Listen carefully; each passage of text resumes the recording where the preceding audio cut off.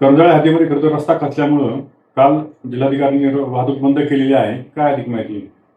माळशेज घाटामध्ये 599 ते 699 किमीच्या दरम्यान रस्ता खचल्यामुळे आणि त्या परिसरात मोठ्या प्रमाणात पाऊस झाल्यामुळे सदर रस्ता खचून वाहतुकीस बंद करण्यात आला आहे.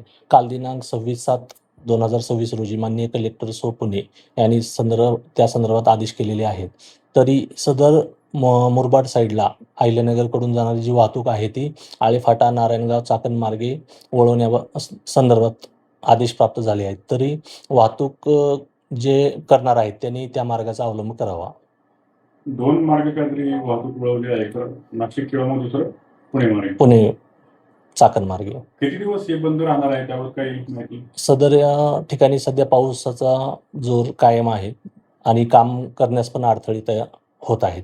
जसं कामास सुरुवात होऊन जेवढ्या लवकर काम पूर्ण होईल तेव्हा तो वाहतुकीस परत पूर्ववत करण्यात येईल. स्थानिक नागरिकांना काही प्रतिबंध आहेत का याच्यामध्ये? यामध्ये स्थानिक नागरिकांना पिंपळगाव जोगा तसेच खिरेश्वर धरण या मार्गे पण वाहतूक करण्यास मुभा आहे. ते त्या मार्गाचा अवलंब करू शकतात. इतर लोक असतील, इतर पर्यटनासाठी येणारे आहेत त्यांनी सदर मार्ग टाळावा. खरं तर आता जुन्नर तालुक्यातील अनेक लोक जे आहेत ते मुंबई स्थित आहेत. तर त्यांना जर गावी यायचं असेल तर त्यांनी काय काळजी घेतली पाहिजे? कुठल्या मार्गाने? मुरबाड मार्गे जे अहिल्यानगरकडे जाणारे वाहतुकीसाठी जे लोक आहेत त्यांनी खिरेश्वर मार्गे जो पर्याय आहे त्याचा मार्ग अवलंब केला तरी काही अडचण येणार नाही. सदर रस्ता हा थोडासा त्या साईडला धुके वगैरे असते, त्याची काळजी करून त्यांनीच वाहतुकीसाठी उपलब्ध आहे तो रोड. या ठिकाणाहून जी तरकारीची वाहतूक होते त्याबद्दल आपण काय सांगू? सदर तरकारी करणारे वाहतूकदार आहेत त्यांना सदर रोडबाबत पूर्णपणे माहिती आहे. त्यांना पण आम्ही आवाहन केलेलं आहे की इतर पर्यायी मार्गाचा अवलंब त्यांनी करावा. तसेच त्यांना खिरेश्वर पिंपळगाव जोगाम हा दुसरा पण पर्यायी मार्ग आहे. तो थोडासा खडतर आहे पण व्यवस्थित आहे. त्या मार्गाचा पण ते अवलंब करू शकतात. घाटामध्ये दर शनिवारी व रविवारी पर्यटनासाठी येणारे अनेक मुंबई साईडचे तसेच अहिल्यानगर, पुण्यातून येणारे पर्यटक आहेत. त्यांनी सदर ठिकाणी पर्यटनासाठी येत असताना पूर्ण काळजी घेऊन येणे गरजेचे आहे.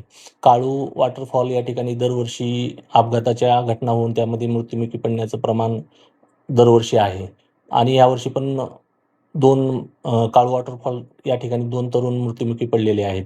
आपणा सर्वांना याद्वारे आवाहन करण्यात येते की सदर ठिकाणी आपल्याला सर्व माहिती घेऊनच आपण त्या ठिकाणी जावे. तसेच लोकल गाईड्स आहेत त्यांचं पण आपण मार्गदर्शन घ्यावे. आपला जीव महत्त्वाचा आहे. त्या दृष्टीने आपण कुठलाही धोका पत्करू नये व त्या ठिकाणी योग्य ते काळजीसह जावे. अनेक पर्यटक खरं तर आणि जे कुटुंबासोबत येतात त्यांचं काय नाही, परंतु जे अनेक तरुण मुलं असतात ते बऱ्याचदा नशा करून येतात किंवा त्यांची जी गाडी असते त्याची वेळेआखरी चालवणे, त्याचे फटाके फोडणे बुलेटचे, असे देखील सर्रास प्रकार होतात. यांच्यावर आपण काय कारवाई करणार? सदर ठिकाणी ओतूर पोलीस स्टेशनतर्फे, पुणे ग्रामीण पोलीस स्टेशनतर्फे पेट्रोलिंग नेमण्यात आलेली आहे. तसेच त्यांचे ब्रेथ अनालायझर मार्फत टेस्ट करून त्यांच्यावर गुन्हे दाखल करण्यात येतील. तसेच हुल्लडबाज जे तरुण आहेत त्यांच्यावर योग्य ती कारवाई केली जाईल.